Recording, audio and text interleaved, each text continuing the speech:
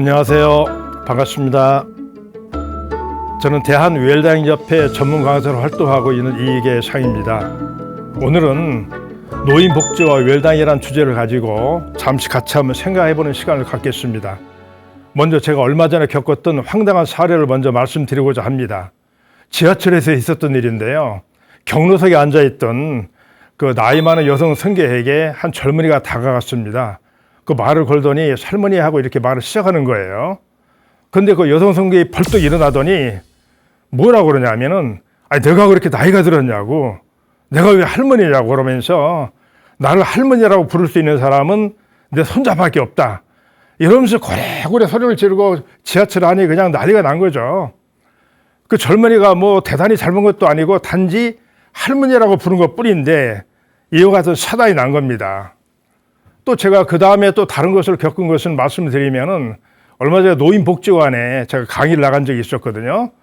그 어르신 안녕하세요 하고 이렇게 인사를 드렸더니 또 한 분이 정색을 하면서 뭐라 그러냐면은 내가 무슨 어르신이냐고, 내가 왜 이렇게 나이가 들었냐고. 저 역시 참 황당했죠. 그래서 그 뒤로는 저는 바로 어르신이라는 용어를 안 쓰고 선생님이라는 용어를 쓰기로 했습니다. 사실 우리 시니어 선생님들은 인생 선생님들이죠. 우리 대한민국이 정말 어려울 때 자식들을 먹여 살리고 현재 대한민국을 여기까지 이끌어 오신 분들은 다 우리 시니어 선생님들 덕택이라고 생각을 합니다. 제가 오늘 초고령 사회에 들어온 이 시대에 여러 가지 말씀을 드렸습니다만은 정말 황당한 일도 많이 있고 그렇죠. 결국 뭐냐면은 이 시대에 노인의 기초 연령 문제도 해결이 안 돼 있고 호칭 문제도 정립이 안 돼 있습니다. 정말 답답합니다. 우리 선생님들도 그런 걸 똑같이 느끼시죠? 이 시대에 초고령 사회에 들어온 이 노인복지 현실과 함께 최근에 또 다른 문화가 하나 싹트고 있죠. 뭐죠? 네, 웰다잉 문화입니다. 웰다잉 문화가 서서히 뿌리를 내리고 있습니다. 많이 들어보셨죠? 우리 선생님들 사전 연명 의료 의향서라든가 또는 여러 가지 준비 활동을 많이 하신다는 얘기를 들었습니다. 최근에 보면은 노인복지관이나 노인대학 같은 데서 보면은 웰다잉 프로그램이라든가 여러 가지 그 복지 프로그램을 많이 접하고 있다는 얘기를 들었습니다. 웰다잉은 한마디로 얘기하자면은 아름다운 삶, 아름다운 마무리죠. 한때 우리 사회에 웰빙, 잘 살아보자는 열풍이 많이 휩쓸렸잖아요. 근데 그 뒤로 이제는 뭐냐면은 누구나 맞이하는 삶의 마무리를 아름답게 한번 정리해보자는 진정한 삶의 행복 프로그램입니다. 먼저 제가 이제 강의를 하기 전에 AI 인공지능에 한번 들어가 봤어요. 들어가서 노인복지와 웰다잉의 관계는 뭐냐 한번 물어봤더니 얘가 뭐라고 그러냐면요. 노인복지와 웰다잉은 밀접한 관련이 있고 두 개념은 서로 상호 보완적이다. 노인복지의 목적은 노인들이 건강하고 안정된 생활을 할 수 있도록 지원하는 것이고 웰다잉의 목적은 삶의 마지막 순간을 존엄하고 의미 있게 보내기 위한 지원을 제공하는 것이다. 이렇게 이제 그 정리를 하더군요. 역시 AI는 똑똑한 것 같아요. 결론적으로 노인복지와 웰다잉은 서로 밀접하고 상호 보완적인 관계가 있다. 이렇게 생각이 듭니다. 오늘 우리 시니어 선생님들께 드릴 강의는 주로 이제 분야별 노인복지 실태를 한번 점검해보고 이거를 웰다잉의 주제를 연결시켜서 어떻게 하면 삶의 보람이 될 수 있을지 한번 노력을 해보겠습니다. 사실 노인들의 삶의 실태는 언론에도 많이 나왔고 작년도 10월 달에 보건복지부에서 2023 노인 삶의 실태 보고서가 나온 것이 있습니다. 저는 오늘 강의에서 그 외적인 삶의 실태보다는 실질적으로 내면적으로 어려움을 겪고 있는 분야가 무엇인지 그리고 그걸 살펴보고 웰다잉의 분야를 연결시켜서 아름다운 삶의 마무리가 되도록 하는 데 초점을 맞춰보겠습니다. 사실 노인복지와 웰다잉은 불가분의 관계죠. 떼려야 뗄 수 없는 삶이고 또 진정한 삶의 행복 프로그램입니다.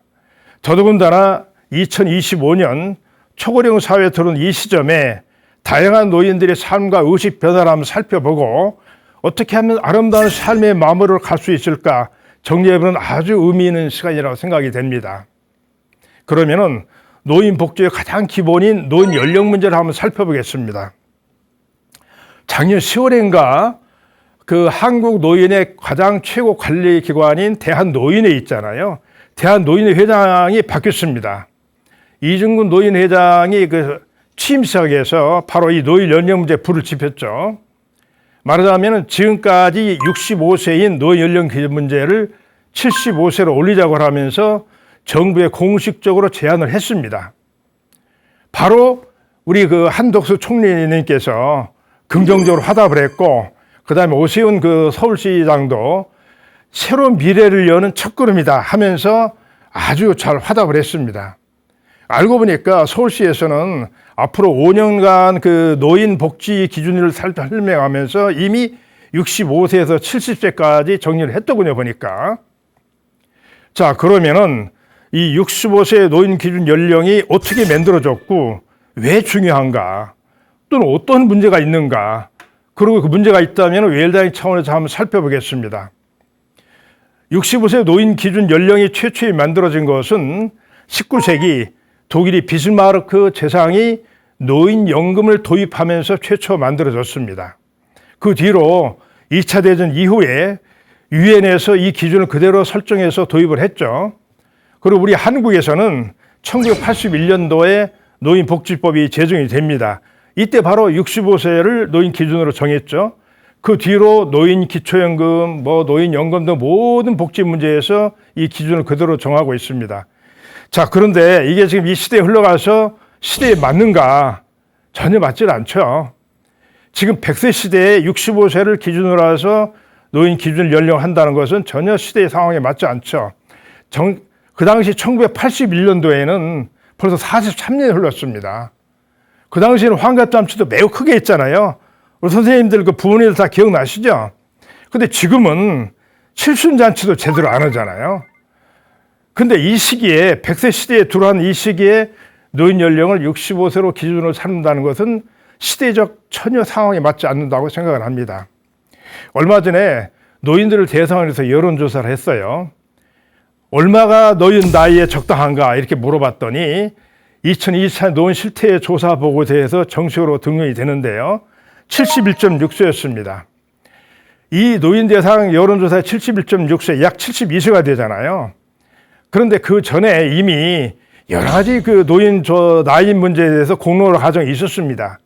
처음에 2015년에는 대한노인회에서 문제를 제기했고, 2019년에는 보건복지부, 2020년에는 기획재정부에서 여러 가지 검토를 했고, 2022년에는 우리 한국의 국책연구기관인 KDI에서 이 문제를 검토했는데 안 들어갔죠.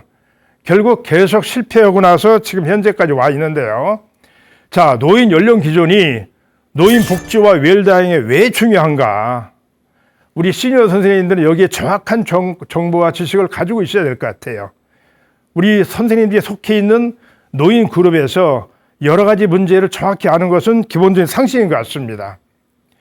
한 나라의 경제 문제와 인구 문제, 모든 정책 문제를 검토할 때 중요한 수치가 하나 있습니다. 그게 바로 뭐냐면 노인 부양률이죠. 생산 연령 인구를 우리가 15세에서 64세까지라고 그러잖아요. 그 노인 부양률은 바로 생산 연령 인구 대비 65세 있는 노인 인구 비율을 말합니다. 앞으로 한국은 30-40년간 이 노인 부양률이 계속 급속도로 올라가서 세계에서 최고의 노인 부양률을 기록할 것 같습니다. 이와 같이 그 어려운 한국에서 지금 저출산 고령화가 문제잖아요. 이와 같이 노인 부양률이 기준으로 올라가게 되면 국가 운영에 엄청난 부담으로 작용하게 되겠죠. 많은 전문가들은 노인 연령을 기대예명 15년 되는 시점으로 얘기하고 있습니다. 즉 앞으로 살을 낳을 날을 15년으로 한번 상해보자는 얘기죠. 기대예명은 그 평균 수명하고 다른 거 잘 알고 계시죠? 평균 수명은 우리 모든 사람들의 국민들의 평균 나이 지금 대충 83.6세로 나오고 있습니다. 그런데 지난번에 통계청에서 발표한 우리나라 기대 연령을 65세에 들어오는 기대 연령을 보니까 21.6세를 더 산다고 그래요. 그러니까 합쳐보면 87세 정도가 되는 것이죠. 그러면 87세에서 기대 연령이 15년 되는 시점을 빼면 72세가 됩니다. 즉 말하자면은 노인 연령 기준 연령은 72세가 적당하다는 아까 노인들이 자체 생각하는 것과 거의 비슷한 상황에 도달하는 거죠. 그러면 이렇게 말이 많은 노인 연령 기준이 왜 이렇게 상해 안 되고 있는가? 여기에 반대 이유는 딱 두 가지가 있습니다. 건강 수명과 노인 빈곤율이죠. 건강 수명은 기대 수명은 늘어나는데 건강 수명이 늘어나지 않아서 바로 오랫동안 그냥 아프고 고생하는 그 노인 기간이 늘어난다는 것이죠. 건강 수명이라는 것은 기대 수명에서 그 유병 기간을 제외한 수명이죠. 말하자면 아프고 건강하지 못하고 또 허리가 아프고 여러 가지 아픈 것이 많이 있잖아요. 그런 것을 빼고 나머지를 건강 수명이라고 이렇게 얘기를 하죠. 그런데 통계청에서 정식으로 발표한 현재 한국인의 건강 수명은 66세입니다. 그러니까 대충 우리가 평균 수명하고 비교를 해보면은 앞으로 무려 17년간을 아프며 살다가 죽는다는 얘기인데 우리 선생님들 어떠세요? 좀 비참하다는 생각이 들죠? 그런데 그 건강 수명의 실체가 사실은 여러 가지로 문제가 있습니다. 기대 수명에서 유병 기간을 제외한 수명을 말하는데 공식적으로 현재 한국인의 건강 수명은 66세입니다. 이와 같이 여러 가지로 나오게 되는데 이것이 뭐냐면 실질적으로 아까 말씀드린 대로 고혈압이나 당뇨나 이런 것들을 가지고 있으면서 약을 먹으면은 건강 수명이 없는 것을 간주를 하고 있잖아요. 근데 실제로 보면은 많은 분들이 이런 것을 어려움을 겪으면서도 약을 먹으면서 잘 견디고 있습니다. 심지어 90세 먹은 어르신들도 여러 가지 어려움을 겪고 있지만은 약을 먹으면서 잘 버티고 있죠. 자, 이런 분들에게 건강 수명이 않다고 얘기를 하시는 것은 여러 가지로 문제가 있는 것이죠. 반면에 WHO의 건강 보장 기대 수명이라는 게 있습니다. 이것은 세계보건기구에서 얘기 나온 건데요. 질병이나 사고로 일상생활에서 제대로 여러 가지 행동을 하지 못하는 지점을 추정해서 낳은 아이잖아요. 말하자면 허리가 아프다거나 또는 소화가 안 돼서 아프다거나 여러 가지로 문제가 있을 때 그걸 보정해서 나오는 수명이 건강보장 기대 수명인데 현재 한국인의 그 건강보장 기대 수명은 세계보건기구에서 73.1세로 이해하고 있습니다. 참고로 보면은 일본이 74.1세, 싱가포르이 73.6세입니다. 말하자면 현재 한국이 세계 3위를 기록하고 있죠. 그리고 다른 나라를 참고로 보면은 미국이 66.1세고 영국이 70.1세, 독일이 70.9세, 프랑스가 72.1세입니다. 상당히 부유한 나라들과 비교해 볼 때 한국인의 그 평균 건강 보존 기대 수명은 상당히 괜찮은 편이죠. 이런 것을 볼 때 한국인의 다른 나라 비교할 때 우리 한국의 보존 기대 수명은 괜찮다고 보는 거죠. 그래서 노인 연령 기준을 우리가 생각해 보면은 노인 스스로 인식하는 나이하고 기대 연명을 15년 감안한 나이하고 WHO 건강 보존 기대 수명 나이를 합쳐서 볼 때 종합적으로 보면은 72세에서 73세가 적당하다는 얘기가 나오죠. 최소한도 70세는 돼야 될 것 같아요. 그러면은 이 노인 연령 기준을 우리 웰다잉 측면에서 한번 살펴볼까요? 웰다잉 측면에서 살펴보면은 60대 분들에게 웰다잉 얘기를 하면 자기도 해당이 안 된다고 얘기를 많이 해요. 사실은 웰다잉은 나이와 관계없이 현재 삶을 보람있게 보내고 나중에 아름다운 삶, 아름다운 마무리를 한다는 정말 기본적인 삶의 측면인데 이러한 기본적인 아름다운 가치 측면을 잃어버리고 그냥 단순히 그 나이에만 집착하는 경우가 많죠. 사실 노인대학이나 노인복지관에 가면은 60대는 물론이고 70대도 어린 나이에 들어와요. 그러니까 이제 이분들에게 뭔가를 설명한다는 게 쉽진 않습니다. 지난번에 어떤 분들에게 그 얘기를 했더니 여보시오, 내가 60대인데 이 88은 나이인데 무슨 죽을 나이를 얘기를 하고 있냐고. 그래서 제가 한참 웃으면서 여러 가지 많이 얘기를 했는데 아무튼 이분들에게 노인 연령 기준을 그대로 얘기하는 것보다도 실질적으로 노인 그룹이 아니라 중장년 그룹으로 들어가서 얘기를 하게 되면은 뭔가 여러 가지로 도움이 많이 될 것 같아요. 자, 그 다음에 우리가 이제 그 노인 연령 기준을 반대하는 두 번째 이유가 있습니다. 노인 빈곤율입니다. 노인 빈곤율. 이것도 역시 통계에 의한 착시 현상인데요. 한국 노인들이 그렇게 가난한 게 아닙니다. 현재 우리나라 노인 빈곤율을 한번 분석을 해보겠습니다. 현재 한국의 공적 노인 빈곤율은 40% 전후죠. OECD 국가 중에서 노인 빈곤율이 1등을 기록하고 있습니다. 2006년 이후에 무려 18년째 그 1등을 지수하고 있죠. 우리나라가 현재 잘 아시다시피 세계 10위 경제 대국으로 들어와 있다고 하지 않습니까? 이와 같이 우리가 엄청난 경제 대국이 있는데 노인 빈곤율이 세계에서 가장 적다고 생각한다는 것은 뭐가 이상하지 않습니까? 사실 노인 빈곤율의 개념을 보면은 노인 빈곤율은 이제 개념상의 수치 차고인데요. 일단은 외적으로 들어오는 현금이라든가 노인 연금이라든가 통장에 쌓이는 돈을 기준으로 말하게 되는 것이죠. 그런데 우리가 같이 외국에서는 통장에 들어오는 연금이라든가 해서 내용이 많아가지고 노인 빈곤율이 상당히 낮습니다. 그런데 우리나라는 공식적으로 밖으로 들어오는 연금이라든가 현금 비율은 상당히 적습니다. 그러다 보니까 노인 빈곤율이 굉장히 낮아질 수밖에 없잖아요. 우리 한국 노인들이 들어오는 수입이 뭐가 제일 많죠? 부동산 아닙니까? 근데 노인 빈곤율 개념에서 부동산이 빠져 있습니다. 부동산이 빠져 있다 보니까 OECD에서 가장 빈곤한 나라로 되어 있는 것이죠. 그러면은 현재 실질적으로 우리나라가 노인들이 어떻게 살고 있는가 실제 소득을 한번 분석을 해보겠습니다. 지난 10월에 보건복지부에서 노인들의 삶의 실태 보고서가 나왔다고 하지 않습니까? 거기에서 제가 그걸 보고 한번 깜짝 놀란 게 있었습니다. 우리 65세 노인 인구의 97%가 부동산을 자가 보유를 하고 있는 거예요.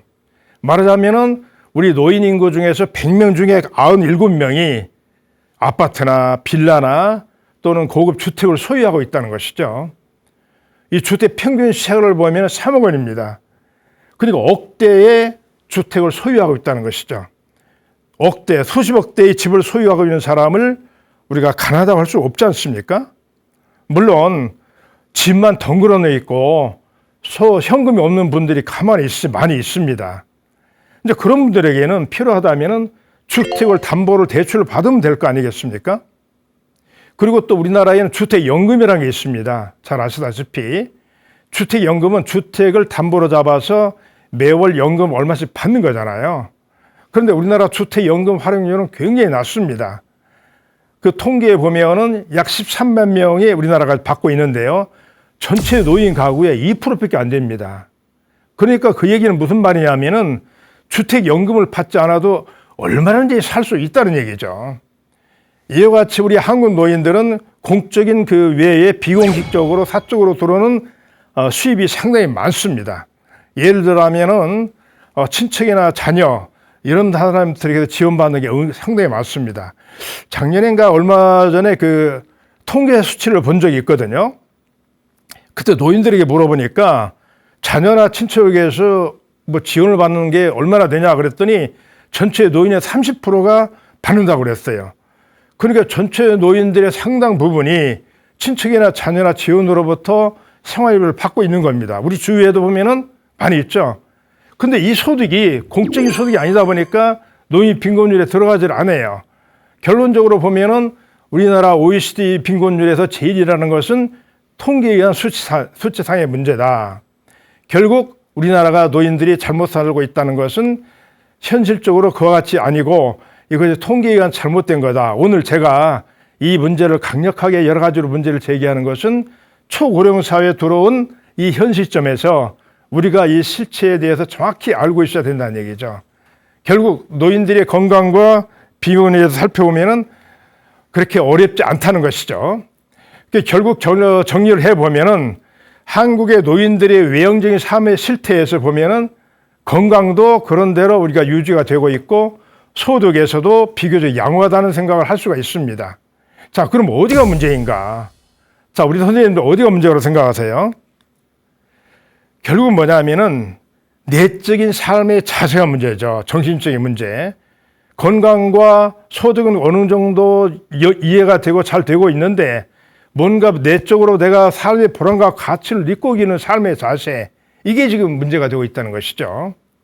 그래서 노인복지와 웰다잉 관점에서 한번 살펴보면은 지금 우리나라가 노인들이 외적인 건강과 경제적인 측면에서는 어느 정도 잘 정리가 되고 있는데 실질적으로 내적인 마음의 자세, 삶의 의미와 가치가 제대로 안 돼 있다는 것이죠. 그래서 이제 무게추를 외적인 면에서 내적인 삶의 자세로 옮겨야 된다 이렇게 생각이 듭니다. 이것이 결국은 뭐냐면은 어떻게 남은 삶을 보람 있게 살 것인가, 또는 어떠한 의미와 가치를 가지고 내가 살아갈 것인가, 바로 이것이 이제 중요한 관점으로 구성이 되고 있잖아요. 이것이 저는 웰다인 측면에서 활동 방향성을 제시하고 있다고 저는 이렇게 강조드리고 싶습니다. 그래서 이와 같은 관점에서 보면은 앞으로 우리나라가 여러 가지로 경험할 노인 분야에서 보면은 노인 자살률이라든가 노인 고독사, 노인 학대 문제, 노인 치매 문제라든가 노인 요양원 문제 등 여러 가지 문제가 이제 함께 노인 복지 문제가 걸려 있습니다. 우리가 지난번에 2015년도에 우리나라 노후 준비 지원법이라는 게 만들어졌습니다. 직장에서 퇴직한 이후에 노후의 준비를 어떻게 하라면서 잘 안내해드린 법인데요. 여기에 보면은 노후의 준비 지원할 것을 4대 분야로 결정했는데 빈곤, 질병, 또 무유, 고독 이렇게 4개 분야로 설정했습니다. 즉 빈곤에 대처하기 위해서 자산 관리를 잘하고 질병에 대처하기 위해서 건강 관리를 잘하도록 되어 있죠. 그래서 이 지원법에 보면은 4대 영역에서 뭔가 관심을 가지고 잘하도록 준비되어 있습니다. 재무, 건강, 대인관계 또는 여가 문제죠. 근데 조금 전에 우리가 보셨다시피 건강과 그 재산 문제에 대해서는 어느 정도 관리가 되고 있잖아요. 자, 그럼 남은 게 뭐가 있습니까? 바로 무유와 고독이죠. 자, 무유와 고독은 뭡니까? 뭔가 삶을 의미와 가치를 가지고 보람 있게 살아가는 것이잖아요. 저는 이것을 시간 관리와 가치 관리라고 얘기하고 싶습니다. 바로 이 부분이 우리가 웰다인 측면에서 검토할 필요성이 있는 것이죠. 그래서 시간 관리와 가치 관리, 이것은 결국은 내적으로 내가 어떻게 삶의 자세를 가지고 살아가고 있느냐, 이것이 이제 결국은 뭐냐면은 진정한 삶의 의미와 가치로 연결이 되고 노후의 인간다운 삶으로 정리가 되는 것이죠. 바로 이것이 제대로 안 되다 보니까 나올 수 있는 여러 가지 문제가 바로 노인 자살이라든가 노인 고독사라든가 노인 인권 문제라든가 노인 또 치매, 노인 돌봄 문제 등 여러 가지로 이제 우리가 생각할 분야가 참으로 많습니다. 얼마 전에 한국의 노인들의 그 삶의 실태가 정확한 통계로 잡힌 게 있습니다. 교육, 봉사, 사회활동인데요. 평생 교육 등 노인 교육 참여 비율이 이거 매년 3년마다 이게 발표가 되는데 2000년도 3년 전 조사 대비 9%가 감소를 해서 13%밖에 안 됩니다. 매우 극히 저조했죠. 또 자원봉사 참여 비율을 보니까 전에는 3년 전 5.2%였는데 2.7%가 감소해서 지금 2.5%밖에 안 되죠. 역시 저조했죠. 그리고 자원봉사 보면 노랫봉사가 거의 89%고 좀 의미 있는 그 전문적인 봉사는 11%에 불과했습니다. 또 종교활동을 한번 비교해 보겠습니다. 지난 조사가 22%였는데 9% 감소해서 고작 19%밖에 안 되죠. 그 매우 저조한 상태죠. 자, 이것은 그럼 무엇을 의미하는가? 우리 노인 시니어 선생님들이 자산 및 건강 관리에 치중을 하고 있다는 얘기죠. 그러다 보니까 삶의 가치 관리에는 매우 소홀하다는 반증입니다. 그리고 참고로 이제 여가 활동을 조사를 해봤더니 단순 휴식이 이제 97%고 TV 및 영상 시청이 95%입니다. 이 외에 어떤 그 악기라든가 또는 문화예술 활동이 일부 있긴 있습니다.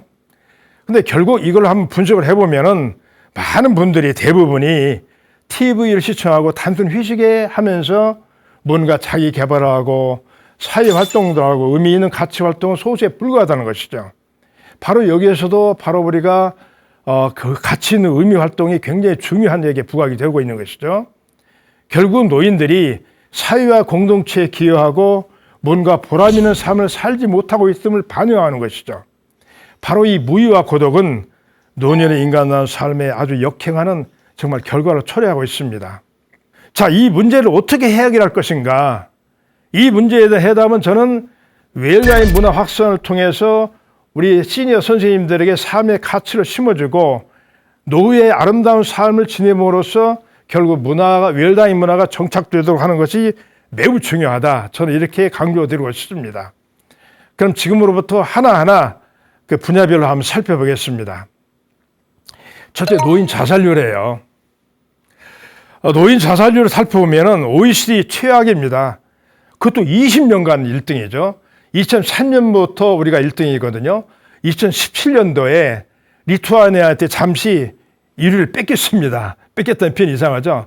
2018년에 다시 찾아오게 되죠. 제가 이렇게 농담으로 표현을 하고 있습니다만은 어떻게 해서 이렇게 우리나라 노인 10대, 경제 10대국에 들어왔는데 노인 자살률이 최고인지 정말 안타깝죠. 근데 노인 자살은 그 노인뿐만 아니라 사실은 10대, 20대, 30대 젊은이들에게서 굉장히 많아요. 그 중장년기에서 줄었다가 7, 80대가 되면 굉장히 확 또 올라가게 되죠. 연간 한 13,000명이 그 자살하게 되는데요. 그 중에 노인은 한 3,500명이 세상을 뜨고 있습니다. 이것이 물론 고독사 증기와 연계가 되는데 노인들이 자살하는 그 원인을 살펴보면은 생활이라든가 뭔가 병으로 인해서 하는 것이 많이 있긴 있지만은 그보다도 뭔가 삶의 의미를 잃고 뭔가 외롭고 그러다 보니까 뭔가 자신에게 살 의욕이 떨어진 것이죠. 삶의 희망을 잃어버리게 된 것이죠. 그래서 이것은 결국 굉장히 어렵게 되는데 이 자살은 잘 아시다시피 우리가 있어서는 안 될 삶이잖아요. 우리 선생님들은 물론이러니와 많은 분들에게 깨우침을 가지고 있어야 됩니다. 우리가 세상에 한 세상에 태어나서 정말 보람있고 의미있게 살아가는 것은 너무너무 중요한데 그냥 거기에서 이걸 이기지 못하고 세상을 뜬다는 것은 너무나 인간의 삶에 역행하고 웰다잉 활동에 아주 잘못되어 있는 것이죠. 비록 세상이 힘들고 어렵지만은 우리 선생님들 잘 이겨내시고 보람있게 살아서 아름다운 삶의 마무리를 하시기를 진심으로 바라겠습니다. 그리고 옆에 친구분들에게도 강력하게 좀 그걸 말씀해 주시기 바랍니다. 우리나라가 7, 80대 아주 그 자살률이 급격하게 상승하고 있거든요. 자, 그러면 이것을 어떻게 볼 것인가? 아까 제가 최초에 말씀드린 대로 노인들이 삶의 실태로 나오는 결과다. 즉 외적인 건강과 속은 어느 정도 안정이 되어 있는데 내적인 삶의 의식이 미흡한 점에 나오는 거다. 이렇게 볼 수가 있는 것이죠. 그 노인 자살 과정을 한마디로 압축해서 정리를 해보면은 우선 사회적 역할이 척수되죠. 할 역할도 없고 그러다 보니까 외롭고 고립감이 서고 그러다 보니까 스스로 아이고 나는 가치없는 존재야. 내가 뭐 세상에 살만한 존재인가? 이렇게 하면서 삶의 희망을 잃어버리고 삶의 의욕을 잃어버립니다. 그러다 보니까 극단적인 선택을 하고 나중에 아름다운 삶의 마무리를 하지 못하고 정말 안타깝게 삶을 정리하는 경우가 너무 많습니다. 자, 이런 과정에서 어떻게 되는가? 우리가 웰다잉 가치를 심어주면서 그분들의 삶의 희망을 심어주고 뭔가 보람과 가치를 심어주는 것이 너무너무 중요하다는 얘기죠. 자, 두 번째로 고령 노인들의 내적 살림 문제에서 나타날 수 있는 것은 노인 고독사입니다. 지금 현재 그 많은 분들이 이제 이런 문제에 걱정을 하고 있는데요. 노인 고독사가 매년 증가하고 있잖아요. 얼마 전에 그 통계청에서 2024년도 통계가 나온 게 있습니다. 우리나라 현재 그 독거 노인이 그 38%입니다. 그 10가구 중에서 4가구가 혼자 살고 있다는 것이죠. 그리고 10명 중에서 3명은 대화 상대가 전혀 없습니다. 그러다 보니까 그 여러 가지로 계속 증가하고 있는데 이런 것들이 결국은 어떻게 연결이 되냐면은 고독사로 연결이 되는 것이잖아요. 여기에서 우리는 생각할 수 있는 것이 웰다잉 활동의 주요 관심 대상이다. 얼마 전에 그 통계청에서 국민 삶의 질의 보고서라는 것을 나타냈습니다. 거기서 나오는 게 사회적 고립도라는 거거든요. 사회적 고립도라는 게 무엇인가? 위기 상황 발생 시에 도움을 받을 수 없는 사람의 비율을 말하는 것이죠. 현재 우리나라 전체의 사회적 고립도는 34%입니다.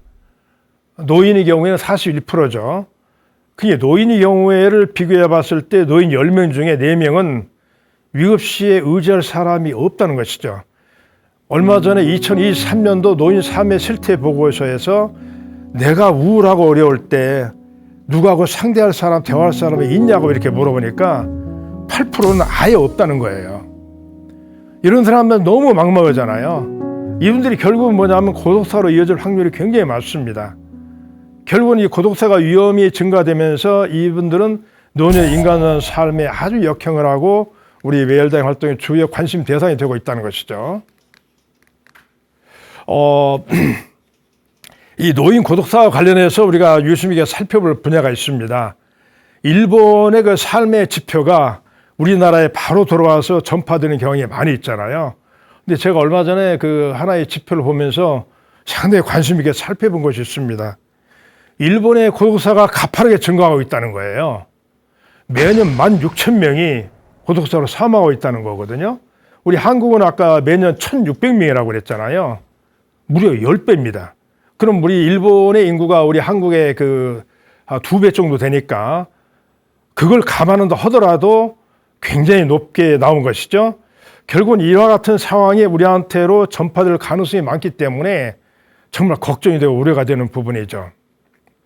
자, 이와 같이 노인 고독사는 앞으로 초고령 사회에 들어오면서 계속 늘어날 것이 뻔하다. 그럼 어떻게 해야 되는가? 바로 어렵고 힘든 분들에게 삶의 의미와 보람을 심어줄 수 있는 웰다잉 프로그램을 적극 개발해서 이분들에게 하루하루 살아갈 수 있는 힘을 실어주고 결국은 아름다운 삶의 마음으로 될 수 있도록 도와주는 것이 매우 중요하다는 얘기죠. 그 다음에 이제 우리가 세 번째로 살펴볼 수 있는 게 노인 학대 문제입니다. 노인 학대는 노인들의 삶을 망가뜨리는 아주 중요한 원인이죠. 지난번에 그 통계가 한 개 나온 게 있습니다. 역시 2023년도에 노인 학대 현황 보고서 나와 있는데요. 2019년도에 노인 학대 발생 건수를 보니까 5,200건이 있습니다. 그 2022년도에는 6,800건. 그리고 2023년도에 바로 직전 조사에 보고에서는 무려 7,000건 나왔죠. 매년 지속적으로 증가하고 있습니다. 자, 노인 학대는 바로 노인들의 삶을 정말 망가뜨리고 웰다잉 역행하는 아주 문제죠. 이건 집중적으로 관찰할 필요가 있습니다. 우리가 노인들이 나이가 들어가면서 우리 웰다잉 이런 여러 가지 중요한데 정말 행복한 삶의 장애 요소가 바로 노인 인권이잖아요. 이 노인 인권 침해는 정말 막아야 됩니다. 노인 인권은 노후에도 인간답게 생활할 수 있는 권리잖아요. 그리고 노인이라는 이유로 인간의 존엄성을 차별받지 않을 권리입니다. 그런데 이와 같은 노인 인권 문제는 앞으로 초고령 사회에 들어오면서 인구가 많아지면서 계속적으로 증가할 것으로 예상이 됩니다. 바로 이러한 측면에서 우리 웰다잉 청에서 적극적으로 검토할 필요가 있잖아요. 얼마 전에 노인 학대 문제에 대해서 특징적으로 분석한 분석 보고서가 나온 게 있습니다. 그걸 살펴보면은 우리가 참으로 참 많은 관심을 가져야 될 것 같아요. 재학대, 다시 반복 학대 사례가 증가하고 있습니다. 이건 고질적인 학대가 아주 계속되고 있다는 의미죠. 그 다음에 학대 가해자, 학대 발생 장소인데요. 저는 아들에서 이제 배우자로 학대 그 대상이 늘었습니다. 그리고 가정학대가 매우 늘고 있다는 얘기죠. 이것은 뭐냐면은 노인들이 이제 그 오래 살다 보니까 노인 부부가 생기잖아요. 그럼 여기에 이제 노인 돌봄 문제가 나오잖아요. 그러다 보니까 돌봄 문제에 서로 스트레스를 받고 뭔가 갈등을 빚다 보니까 노노 학대가 계속 늘어나고 있는 거예요. 그 다음에 세 번째로 우리가 좀 관심을 가질 분야는 뭐냐면은 방임이 또 이렇게 갑자기 늘어나게 됐어요. 방임. 주로 이제 시설에서 방임이 늘어나고 있는데 방임은 뭐냐면은 잘 아시다시피 아프든 밥을 먹든 그대로 내버려 두는 거예요. 그러니까 이제 학대하고 조금 다른 측면에서 보면은 무슨 폭행이나 이런 건 없는데 그냥 놔두고 있는 것이죠. 그러니까 어떻게 보면 문제가 없는 것 같은데 실질적으로는 엄청난 문제가 있게 되는 것이죠. 그 다음에 치매 노인에 대해서는 계속 학대가 이제 증가하고 있는 게 사실입니다. 이와 같이 그 노인 학대 문제가 굉장히 중요하게 많이 발생하고 있는데 그럼 어떻게 해야 되는가? 웰다잉 관점에서 살펴보면은 노인들에게 인권 교육은 물론이라니와 웰다잉 교육을 하는 게 매우 필요하다. 그리고 노인 전용 쉼터라고 있습니다. 노인들이 학대를 받는 걸 신고를 해서 거기서 좀 쉬게 만들어주는 것이죠. 여기에서도 뭔가 웰다잉 교육이 필요하고 그다음에 노인 인권 지킴이 활동이 있습니다. 각 지자체나 구청 같은 데서 봉사활동으로 하면서도 뭔가 의미를 주고 있는데 거기에서 뭔가 사람들에게 어려움을 살펴보고 함께하고 그 다음에 거기를 중요하게 뭔가 하면서 새로운 사람들에게 뭔가 의미를 부여하고 하는 것이 굉장히 중요하다 이런 게 나오죠. 그 다음에 이제 우리가 살펴볼 시간 노인 치매인데요. 노인 치매는 잘 아시다시피 지금 계속적으로 증가하고 있습니다. 2013년도의 통계를 보면은 치매 노인이 무려 90만 명입니다. 근데 2025년도 금년도에는 아마도 거의 100만 명에 육박했을 것 같아요. 즉 노인 10명 중에 1명은 치매로 고생을 하고 있다는 얘기죠. 근데 80대의 4명 중에 1명은 이미 또 치매되어 있는데 80대 후반기로 들어가면은 거의 반이라는 이거 비공식적 통계까지 있습니다. 노인 치매는 우리 선생님들 잘 아시다시피 인지 기능이 확 떨어지고 성격이 변화하면서 아주 뭔가 공격적으로 행동을 하고 비정상적으로 행동을 해요. 그 웰다잉과 노인의 인간다운 삶에 아주 역행을 하고 있죠, 바로. 노인 치매가 계속 증가를 하고 있는데요. 그 삶의 그 뭔가 이렇게 죽음의 그 순서에서 살펴보면은 1등이 암이고 2등 심장질환이고 3등이 폐렴이고 4등이 뇌혈관 질환인데 5등이 치매입니다. 지난번에 그 여러 가지 코로나 시대 때 바뀌었다가 다시 이 현상을 유지하고 있는 것 같아요. 그런데 이것을 단순히 우리가 노화 현상 과정으로만 볼 수 있는가? 그렇지 않다는 것이죠. 노인들의 삶의 의미가 약해지고 삶의 가치가 의식이 약화되기 때문에 이러한 현상이 계속 늘어나고 있다. 그래서 결국 우리가 생각할 수 있는 것은 웰다의 가치가 중요성에 부각이 되고 있고 이 측면에서 우리가 노인들에게 뭔가 의미를 부여하는 것이 너무너무 중요하다는 얘기죠. 자, 그 다음에 노인 케어 문제를 한번 살펴보겠습니다. 또 돌봄 문제예요. 잘 아시다시피 초고령화 시대에 들어온 이 시대에 노인 케어 웰다잉 문제는 아주 뜨거운 감자입니다. 100세 시대에 들어와서 노인들이 장수하는 건 좋은데 어때요? 몸이 아프잖아요. 뭐 아픈 건 너무 당연하잖아요. 그러다 보니까 이제 돌봄이 필요하게 됩니다. 누군가는 돌봐줘야 되고 이 문제 때문에 노 부모를 모시고 있는 그 선생님들 보면은 집집마다 아주 그냥 어려움을 겪고 걱정을 하고 있잖아요. 그래서 이 문제를 한번 차원에서 분석을 해보겠습니다. 자, 노인 돌봄에서 가장 먼저 떠오르는 단어가 뭐죠? 요양원이죠. 요양원입니다. 요양원이면 노인들이 깊이 장수로 아주 정평이 났습니다. 우리나라가 2008년도인가 노인 장기 요양보험 제도에서 아주 획기적으로 제도를 마련합니다. 그 당시에는 정말 획기적인 제도였습니다. 근데 이것이 이제 시간이 흘러오면서 뭔가 이렇게 인권 문제 나타나고 개선해야 되겠다는 의지가 많은 문제가 생기게 되는 것이죠. 제일 가장 기본적으로 문제는 뭐냐면은 자기 결정권이에요. 노인들이 자기가 원해서 가는 것은 5%밖에 없고 95%는 거의 자식들이 원해서 가는 것이죠. 잘 아시다시피 노인들이 요양원 가져가면은 아주 그냥 벌벌 떨면서 안 가려고 그래요. 그냥 눈물로 헤어지다시피 이게 무슨 비극인가 싶기도 하고요. 그러고 그냥 자식들에게 야 이놈아 야 이놈아 하면서 그러면서 자식들은 보내게 없고 이게 이 사회에 21세기 사회에 어떤 이런 장면이 벌어져 있는가 저는 그 생각할 때마다 정말 안타깝습니다. 그러다 보니까 전혀 삶의 의미가 없는 것이죠. 무의미한 삶을 보내고 있는 거예요. 그리고 거기 가서 아프면은 중환자실을 왔다 갔다 하잖아요. 요양 셔틀이라고 얘기를 합니다. 그러다 보면 나중에 거기에서 허무하게 임종을 하는 것이 지금 현재 대한 눈 빈 노인들의 현실이죠. 바로 이 웰다잉에 역행하고 있다는 거예요. 잘못하고 있다는 것이죠. 자, 그럼 이걸 어떻게 해야 되겠는가?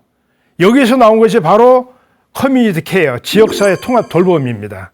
지역사회 통합 돌봄 얘기를 아마 들으신 분들 계실 것 같긴 한데 여기에는 핵심 개념이 뭐냐면요. Aging in Place, AIP라고 그러죠. Aging in Community, AIC라고 합니다. 우리 시니어 선생님들 이건 최근에 많이 나오는 단어이기 때문에 참고로 한번 알아두시는 것도 괜찮아요. 이것은 뭐냐면 살고 있는 지역, 집에서 늙어가기입니다. 요양원을 가지 않고 지역에서 살고 있다. 이건 세계보건기구 WHO에서 권고하는 새로운 노인복지 개념입니다. 바로 이러한 새로운 노인복지 개념에 우리 웰다잉 가치를 접목해서 바로 아름다운 삶의 마무리로 되도록 우리가 인도하면 얼마나 좋겠는가. 한국 노인의 죽음의 질이 최근에 한번 발표된 게 있습니다. OECD 국가를 포함해서 그 주요 40개국의 죽음의 질을 한번 살펴봤더니 한국이 32등으로 하위권에 있습니다. 그냥 절망하고 힘들어서 자살한 사람들 많이 늘고 고독사도 늘고 있고 참으로 어려운 경우가 많이 있죠. 그래서 삶의 마감 단계에서 정말 개선 대책이 필요하구나. 바로 이 부분에서 우리가 웰다잉 가치가 구현되겠다는 당위성이 늘어나고 있습니다. 아까도 말씀드렸지만은 2023년도 보건복지부에서 노인 실태 조사 보고서 나왔다고 하지 않습니까? 거기에 보면은 첫째, 집에서 가족과 함께, 그 다음에 고통 없이 편안하게 가족에게 부담을 주지 않고, 이런 쪽으로 이제 그 많이 설명들을 하고 있어요. 결국 뭐냐면은 3년 전과 똑같이 임종 전에 집에서 가족과 함께 하는 삶의 의미를 매우 중요한 가치관으로 인식하고 있죠. 그런데 이번에 새로 등장하는 게 있습니다. 뭐냐면은 임종 전후에 스스로 정리한다는 항목이 늘어났어요. 자, 이 부분이 뭐냐면은 웰다잉 쪽에 관심을 가지고 있고, 뭔가 스스로 자기를 정리한다는 의미가 우리 노인들의 세계에서 많이 인식이 되고 있다. 이런 측면을 우리가 한번 생각해 볼 수가 있는 것이죠. 이러한 그 결과를 볼 때 뭐냐면은 우리가 아까 얘기한 지역사회 통합 돌봄, 커뮤니티 케어하고 웰다잉, 아름다운 삶의 마무리라는 그 인식과 같이 하고 있게 되는 것이죠. 맥락이 같다는 얘기입니다. 이게 앞으로 나갈 방향이 바로 그렇다는 거예요. 한국 노인의 죽음 준비 개선 방향을 잠시 한번 살펴보았습니다. 자, 죽음 시점. 지금까지는 언제 죽느냐에 우리가 관점 많이 뒀잖아요.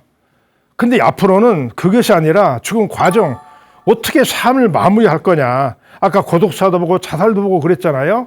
그런 것이 아니라 제대로 우리가 올바른 삶의 마무리, 아름답게 더 삶을 마무리하는 게 너무너무 중요하다는 얘기죠. 결국은 품위 있고 가치 있는 죽음 준비 교육이 필요하다. 그래서 아름다운 삶의 마무리를 할 수 있는 죽음에 대한 올바른 인식, 고치가 아주 중요하다는 것을 우리는 깨우칠 수가 있습니다.